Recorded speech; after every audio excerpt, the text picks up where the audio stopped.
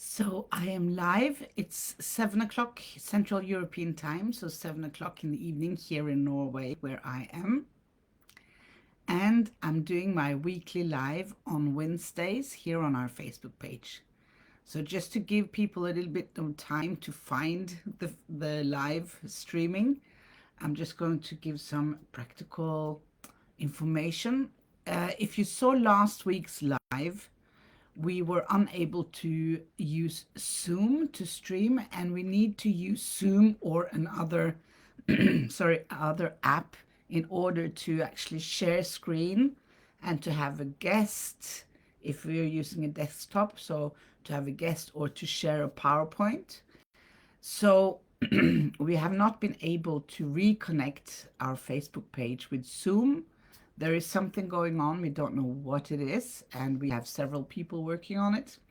I guess it's just these things happening. There's a lot of weird things happening on social media today. Maybe you know as well, and you have experienced things going on your own page or your in some Facebook groups. Comments they are deleted, groups are being deleted, Facebook pages are being deleted. It's we think it's because they're testing out different AI systems, and it's just a mess, to be honest. So we have to find a way to work around it, and hopefully we will do so until next week, so that I can go live via Zoom again and um, have guests on as well. Because what happened last time is that if you want to have a guest on, not using Zoom, you have to go using your mobile, and that didn't connect either last week. So I'm sorry about that. It's just really out of our control. And I am really considering stopping to do the Facebook Lives on Facebook, but do them on our YouTube account instead, to do our weekly lives on YouTube, which I know reason with a lot of people that are not on Facebook. It's just that we've been doing this on Facebook for so many years, so it's always difficult to, change something. It's not that difficult, to be honest. It's just me. So I need to find out what to do about this. So in the meantime, we will use the Facebook app and go Facebook Live, but I won't have any guests on and not be sharing any PowerPoints. So today I was wondering if I should do a general Q&A since I don't have a PowerPoint. But then I realized there is, to get ideas for what I'm talking about during these Facebook Lives. I've been doing them once a week for many years now. I sometimes go and look at forums, different forums about dogs online, to see what people are discussing, to get ideas for what I'm talking about. So today I got this idea from a Norwegian forum I was reading, where people had some problems with their dog growling. So that's the topic of today's live. It's why dogs growl, why a friendly dog growl. Because in the forum I read, someone was very, very surprised that their golden retriever was growling towards, I think it was other people. And the owners were very, very, very, very surprised, because, first of all, it was a golden retriever and they're not supposed to growl. They're supposed to be friendly dogs. So that's why they were surprised. And they've had many or several golden retrievers before, and they did not growl like this. So I thought this is a good topic for tonight. I also sent out an email this afternoon telling that if you want me to answer any of your questions, you could also write them by email. And I think I'll continue doing that. So if you are on any of our email lists, if you've signed up for any freebie or the newsletter or something, and you get regular emails from us, then you will get a reminder on Wednesdays about the topic, and I will let you know if you can submit your questions beforehand, because I got quite a few good questions for this topic tonight. So I see that you're very well trained. The ones who are here, thank you very much. You're telling me where you are. I love that. I love hearing where you are. I would like to be all of those places. I would like to be with Chiwana in South Africa. I would like to be with Corinne in Switzerland. I would love to be in the Netherlands to have some good food. I don't know if you know, but my father is Dutch, and I've been to the Netherlands a lot. And one of my favorite foods is the fish, the herring, and I always miss that. I also love to be in the UK with Caroline. I would like to be everywhere, but at the moment I am in Norway, in the south of Norway, outside Oslo. We still have snow here, surprise, surprise. But it's slowly, extremely slowly, I have to say, going away. The thing is, I have to tell you as well, Wilma, my basset hound, she's sleeping in the chair behind me, so you can't see her right now. But we've had quite a lot of snow as usual, and the fences I have is not very high. So the snow is on top of the fences, so Wilma can now walk wherever she wants to. Luckily, we live in the woods. There is no main road nearby or anything, so it's quite safe. And luckily for me, I think, is that Wilma doesn't walk very far from home. And it's a little bit, I feel sometimes a little bit irresponsible because I see her walking just, on top of the snow over the fence. And she's just happy, walking alone. And then I call her, and not as a recall.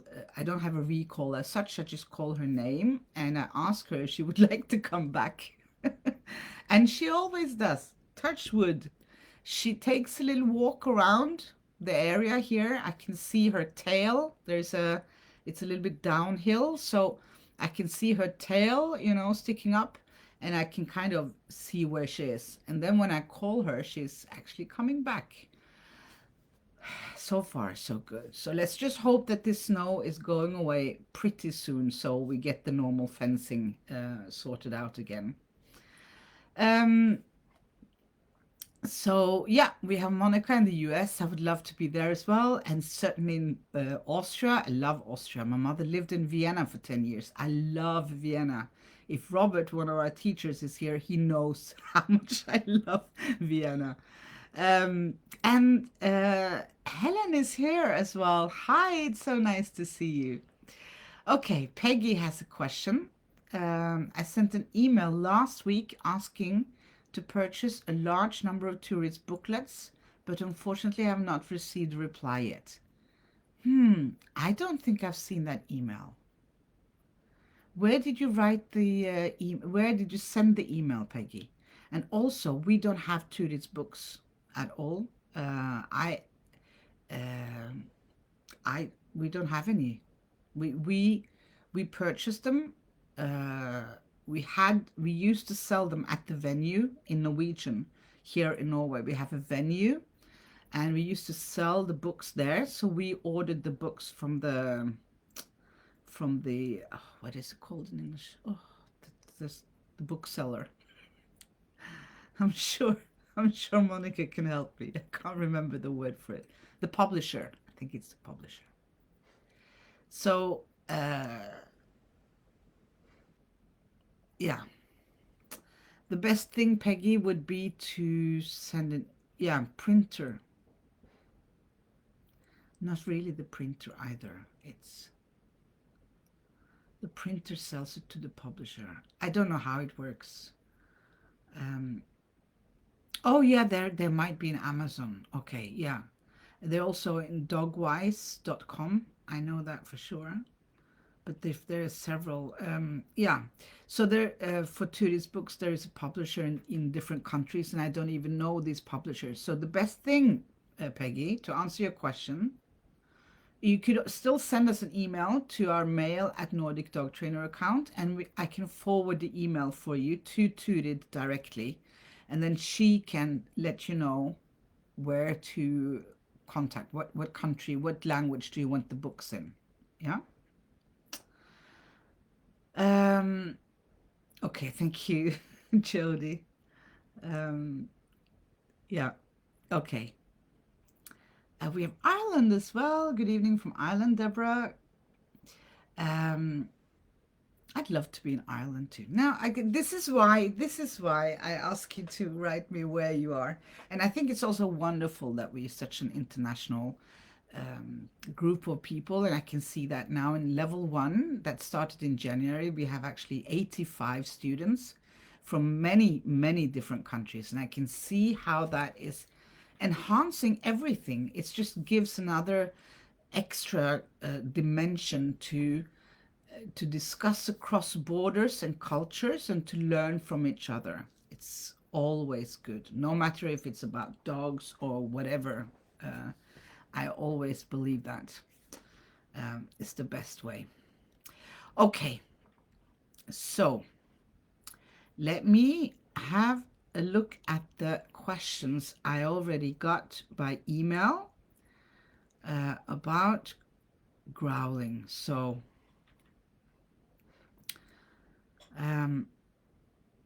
first of all, we have to know that growling is a dog's way of telling us that something is not okay. Okay.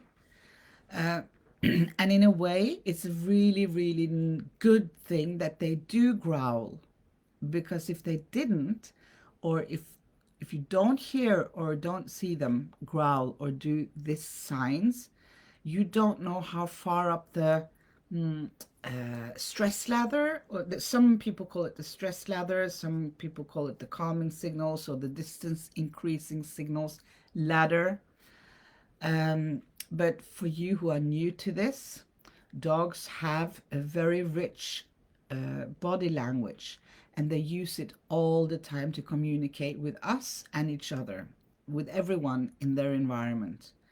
And at the bottom of this ladder, we have the subtle calming signals, such as looking away, turning their head, you know, a very subtle, polite language. It's also a very polite way of speaking to each other. They use these languages.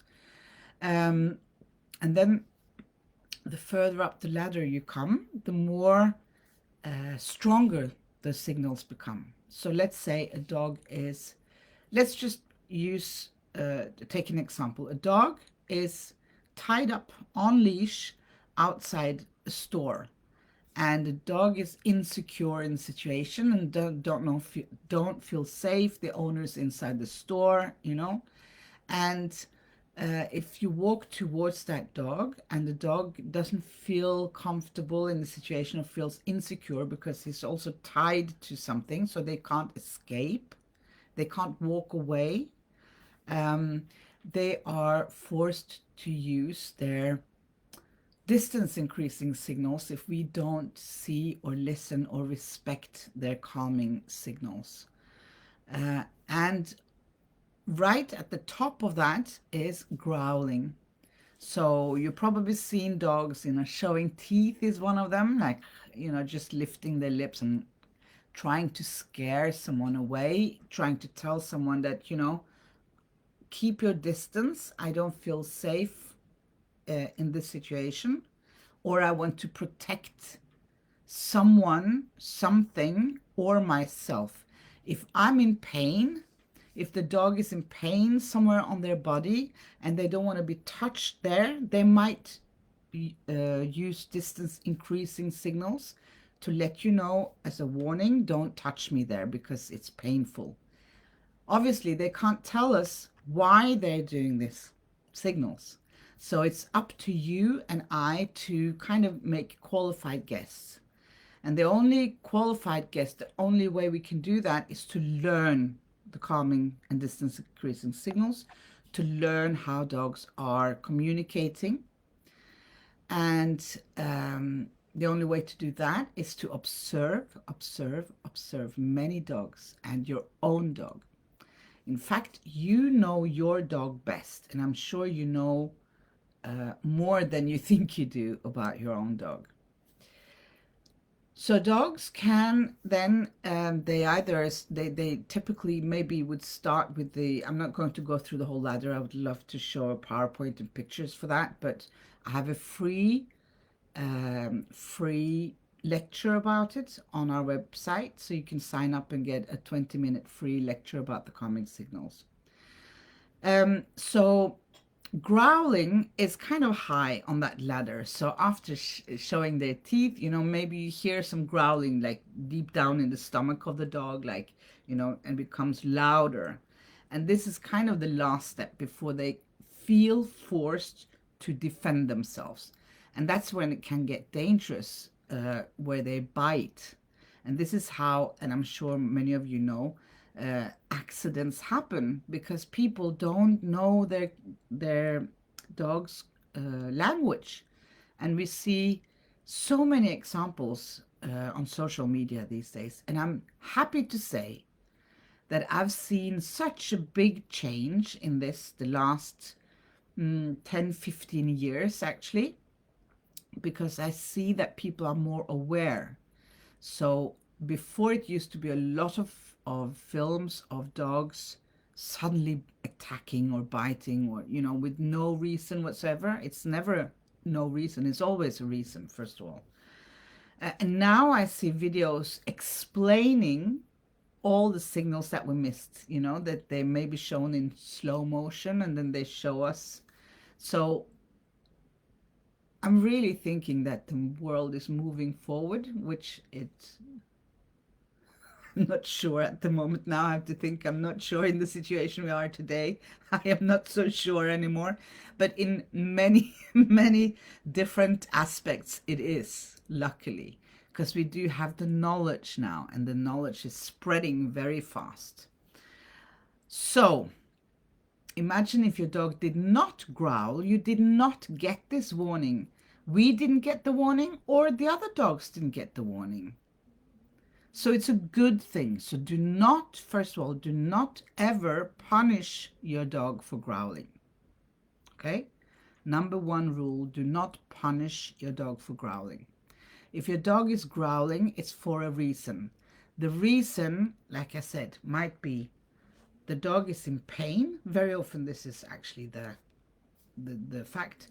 Or the dog is trying to protect something. It could be the food, a bone, a toy. It could be you. It could be anything. Protect something or protect themselves.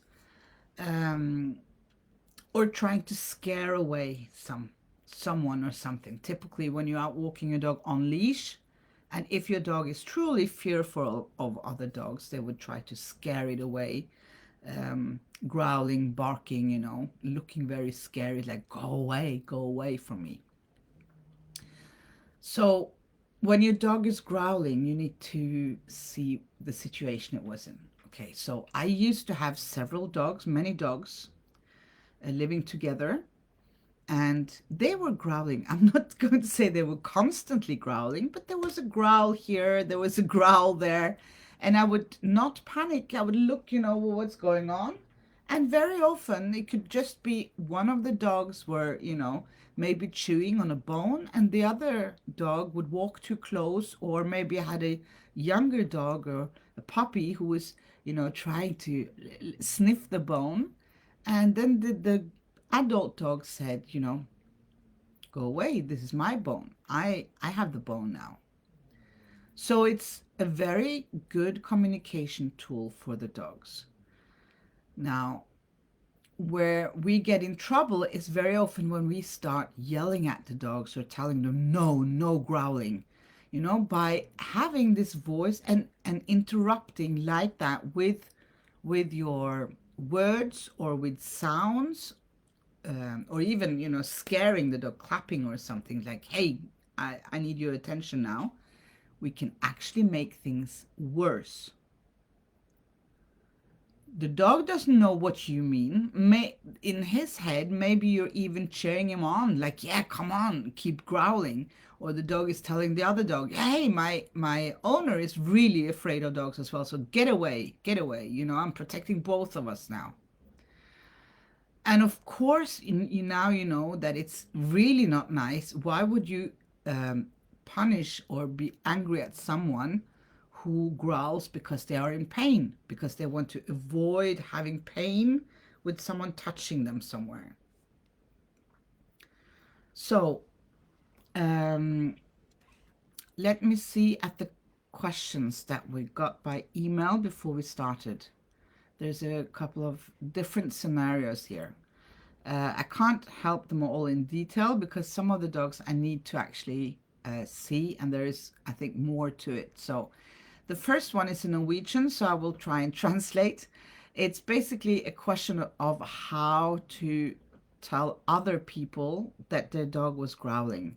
So she is explaining that she was walking with her dogs off leash, and then a person jogging came from behind and scared the dog. Yeah. So the dog got scared, like, "Ooh, where are you coming from?"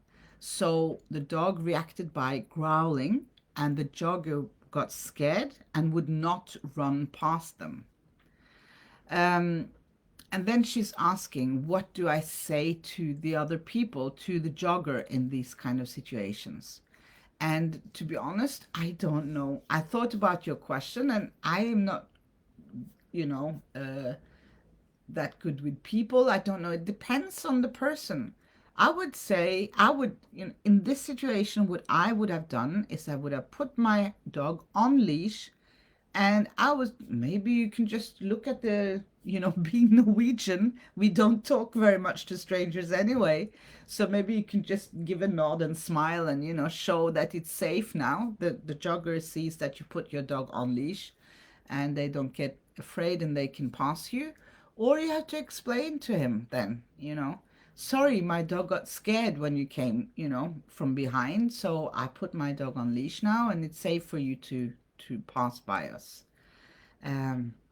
So that's the only advice I have. It's what I would have done myself. It always depends on the other people you meet. Maybe you can have a long conversation, maybe not. Maybe you don't have to say anything.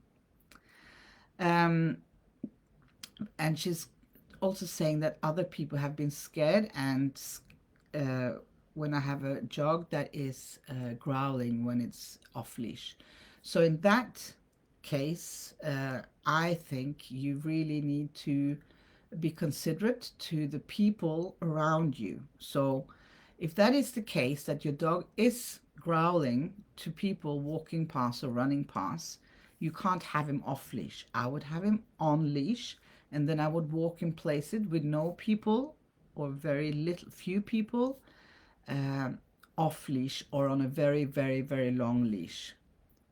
Yeah, so we have to also be considerate to everyone else and to other dogs as well. It's not nice for other dogs to meet dogs that are a bit nervous and growling. It's like us if we go outside and we meet people who are in a bad mood or trying to scare us away. It's not nice.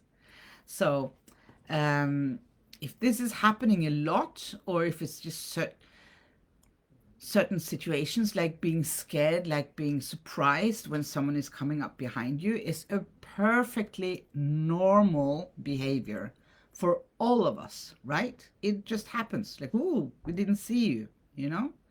So that's not something you need to work on. That's something that just happens.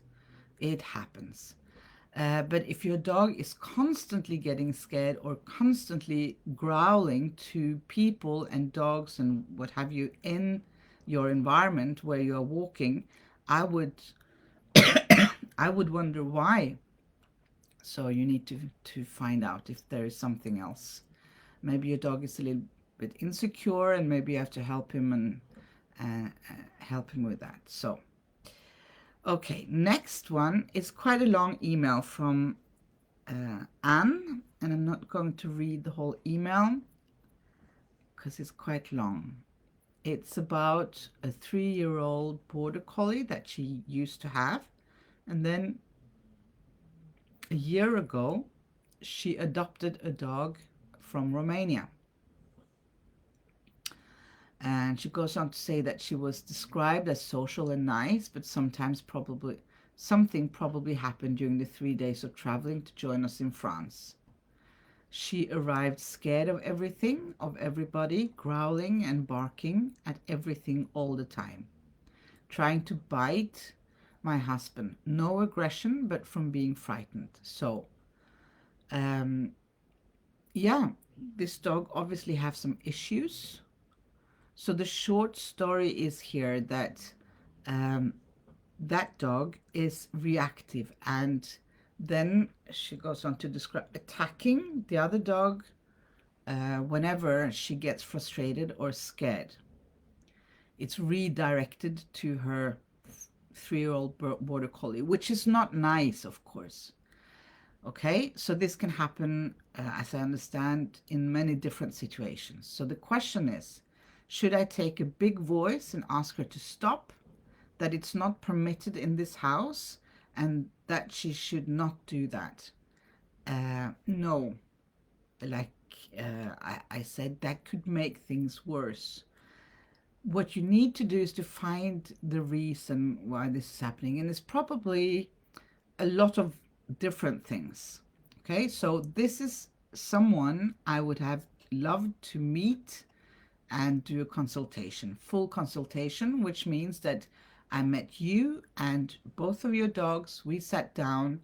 I asked you hundreds of questions, and you answered, as best as you could. And then we could set up a plan, find out where to start and how to help your second dog, the one that you adopted from Romania, who sounds like she's a little bit, could be frustrated, could be scared, could be insecure, these kind of things. Next question is, should I take a nice voice and try to calm her even when they start fighting? So if they start fighting, you have to avoid this from happening. The more they fight, for every fight they have, it will raise the tension and the stress level. So you have to, that's the number one, stop the fighting. So then you have to either put up something in your house to divide your house, to not use crates, never use crates, but to divide your house, or you have to be there and you have to know the calming signals, and you have to split before this is happening. It's always best to start to prevent than to wait until it happens. That's what you want to aim to do, to prevent this from happening. Okay. You could use the attention sound for that to get the redirect that dog's attention over to you or something else, But this is very advanced. This is not something we can solve here on a Facebook Live. You need to definitely, I would read the On Talking Terms with Dogs, and then send us an email, let you know where you are and which country you are. Maybe we have a student or a former student there who can help you. On level 4, our students are doing consultation reports, just like I told you about, and they do that for free. So maybe you're lucky and you're in a country where we have a level 4 student who can help you out for free. The third question is, should I let Tiger manage the situation and teach her that she's not supposed to bark at the house inhabitants? Again, no. And that's going to be long days for your border collie, isn't it? To have to be responsible for helping out that other dog. So that's something you and the other 2-legged people in the house have to help her with. Okay. In the beginning, to build a nice relationship, I was super nice, but now after a year, I start using a big voice and say no with a hand signal. And I think, if anything, that's surely not helping, and it might even make things worse. Okay. Okay. So I'm just going to read some comments to see if there are any comments here in the chat. Is there from Nordic Dog Trainer Specialty Course to give consultation. Yes, that's level 4 at our dog trainer school, but it's very advanced. So it's Amber Batson, all the theory by Amber Batson, the British veterinarian, and the reports are done with guidance of Turid Rugaas. Yeah. But like I said, so you need to know quite a lot. So this is not something I can answer here. Definitely, I would need to see your dogs or any dogs if you have questions like that, because it's depending on so many different things. Okay. You're welcome, Anna. Okay, and then we have another email from Malin. She's writing, my 8-month-old puppy or youngster is really friendly towards everyone, people as well as dogs and other animals. Out on walks, she is, as a rule, curious and social, but indoors she will bark and growl at any noise or visual stimulus, usually our reflection in the windows. If I know a person is outside making the noise, I can open the front door, and then as soon as she sees what makes the noise, she's happy again.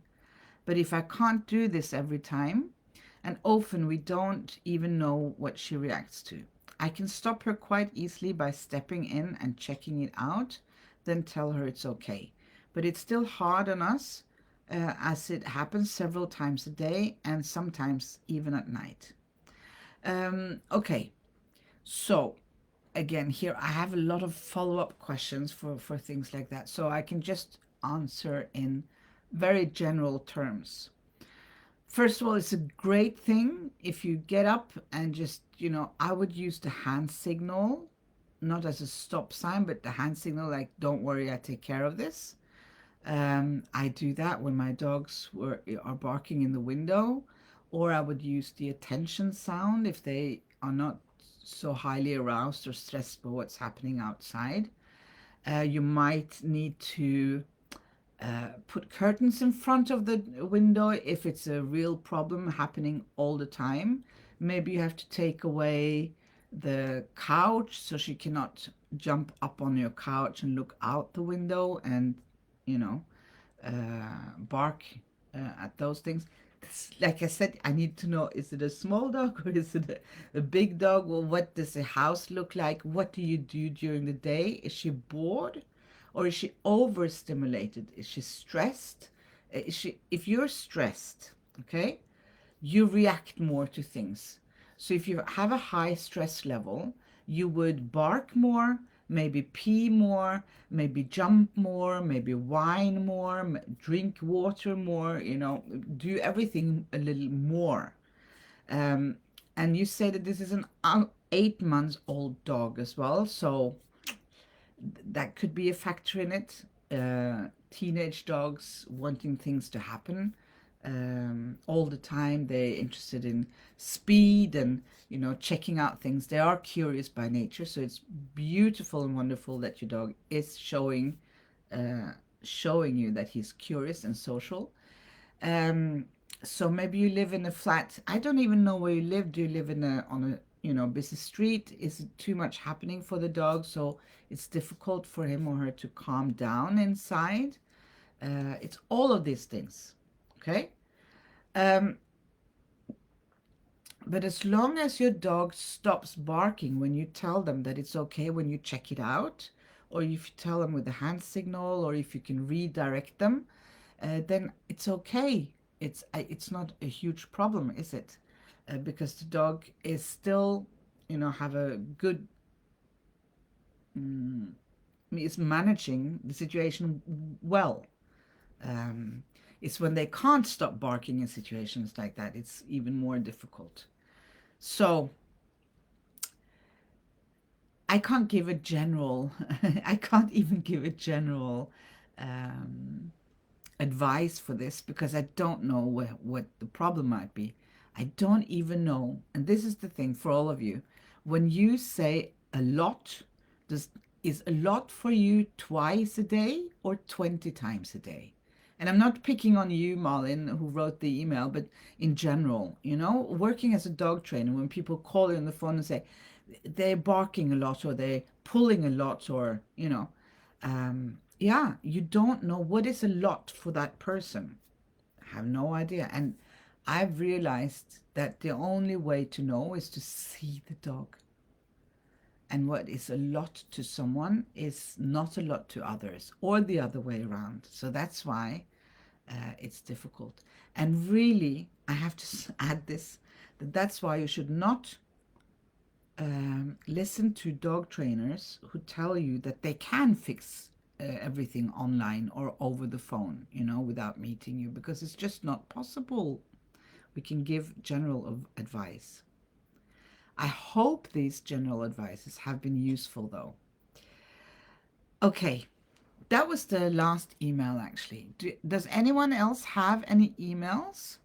No, sorry. Does anyone else have any questions about barking or any comments? Turid has a dog about that. Sorry, not in my best form today, which is actually true. Lousy form, to be honest. And makeup. I love makeup, does wonders. But Turid has a book on barking, and it's called Barking, the Sound of a Language, I think. Barking. Maybe someone here who knows us, Krisha, Monica, someone can just copy paste the link to its barking book. Yeah, that's now we're talking about barking and not growling. Shih Tzu barks a lot at everything, sits at the door and just barks. Okay. Again, I have no clue why your dog is doing that. It could be a learned behavior, could be anything. So I need a lot more information. And we should do a Facebook Live on barking as well, not only growling. Now, it's my fault because I started talking about the barking. But yeah, seriously, Kimberly, I'm sorry I can't say anything about that. It just agrees with you that that could be a bit tiring. So you need to find out why. I saw the book about barking. I think it comes with an audio DVD, I think. No, I don't think so. Unfortunately. Not that I've seen, Linda.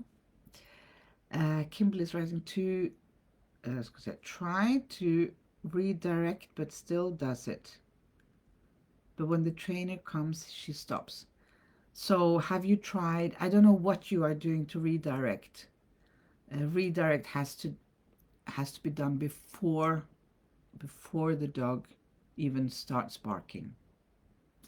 So I would definitely use the contact sound, the attention sound, we call it. Thank you, Monica and Katarina. I would maybe use the hand signal if appropriate. I would definitely make it difficult or impossible to sit in front of the door like that, because that's just then waiting for the barking to stop happening. Kimberly, I have a feeling from your name and the way you're writing, yes ma'am, that maybe you are in the States. We have Monica here in the States, and we have a few other of our former students and good dog trainers.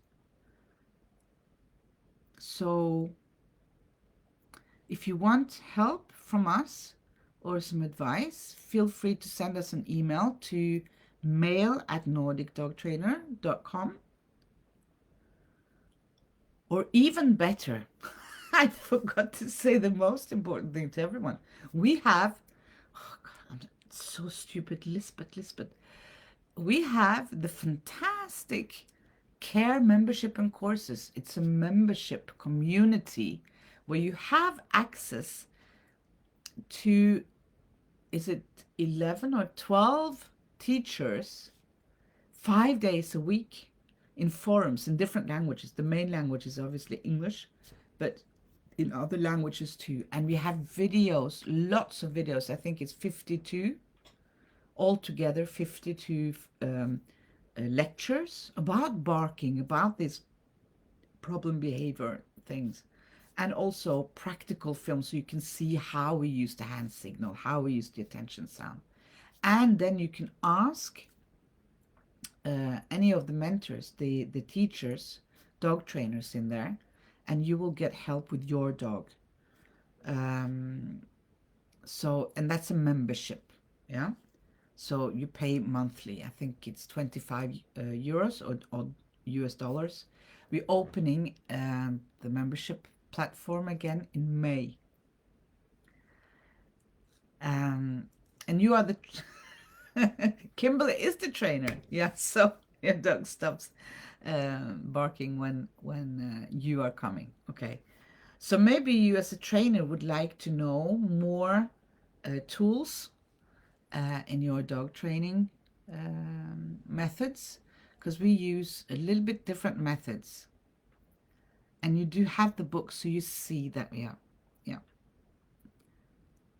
It is hard to have the owners do it. Actually, this is one of the very hard things working with dogs as dog trainer, is that we are not training the dogs. We're training the caretakers to train their dogs. So actually it should be called something else. It should be called we are people dog trainer or caretaker dog trainer, something like that. Yeah, you see what I mean.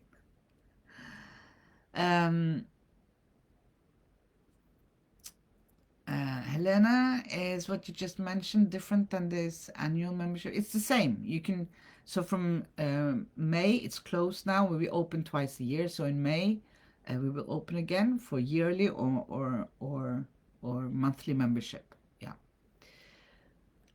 Human trainer, human dog trainer, human trainer, something like that. Yeah. Or psychologist, which is a good point. Okay. So I can't see any questions about growling. I hope this was useful. Just remember, dogs are growling for a reason. Something you missed, you didn't see what was happening, and the dog is now in a situation where you need to change something. Maybe the dog needs bigger distance to something or someone. Maybe something is bothering your dog, and that's why he's growling. If your dog is growling to another dog because they are having a nice little discussion going on about a bone, if they're not going to, you know, most of the times, I'm a little bit careful about saying this, but actually, most times, if we humans do not interfere, dogs are really good at working out things themselves. But when we start, shouting, going, no, no, and we get scared, that something will happen, that's when it usually happens. We are the trigger. We are the trigger. So try to look at growling as what it is, a very normal behavior and a very good thing that dogs do. I don't know who said this, but maybe you've seen it all over the internet, but there are different memes about this. So one of them is like, punishing growling is like taking out the batteries of your smoke alarm, which kind of, makes sense, right?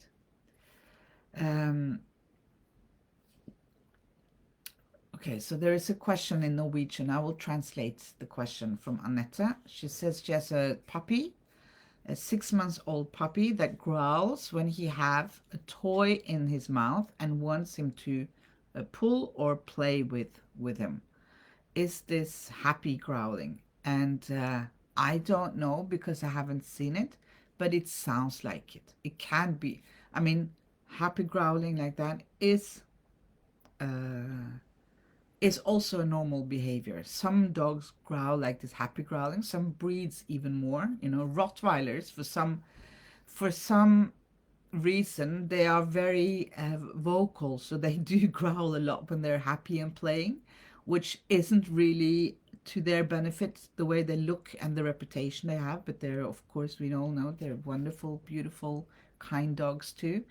So I don't know what your dog is growling on there, but could very well be. Could very well be. Okay, I'm just going to check. Got an email. No, that's not for us. Okay. Um, would you say that you can hear the different growls and barks in dogs? Yes, I would say so, especially my own dogs. And interestingly, I don't have the link. I don't have the link in my head. I think maybe I have the link on some old PowerPoint on my old computer. So don't ask me for the link. You can Google it.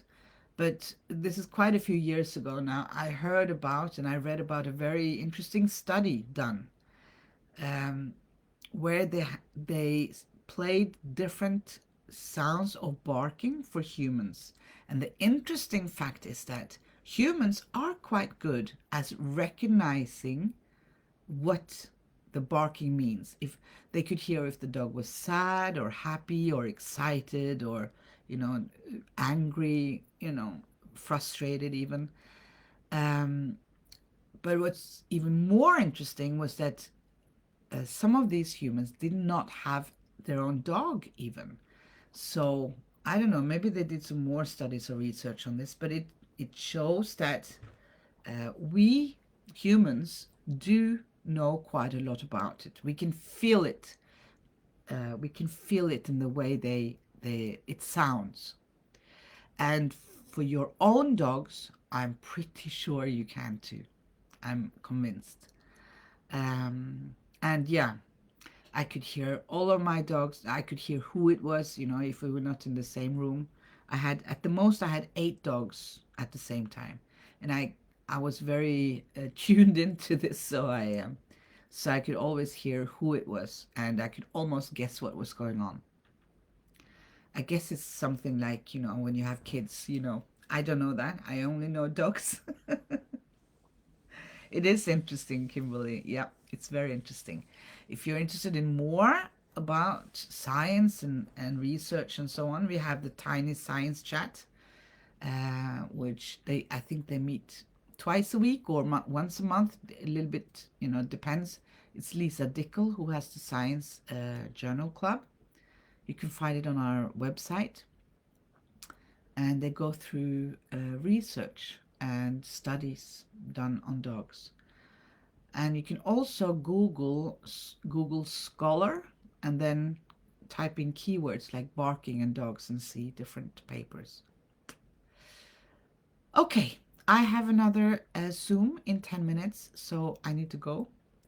I love talking to you. It's my kind of socialization. I love it. Thank you so much for being here tonight and being patient, having good questions, and so on.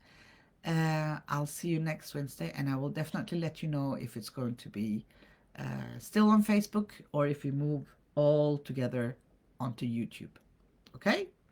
Have a very nice evening, everyone, and a good week. Thank you. Bye.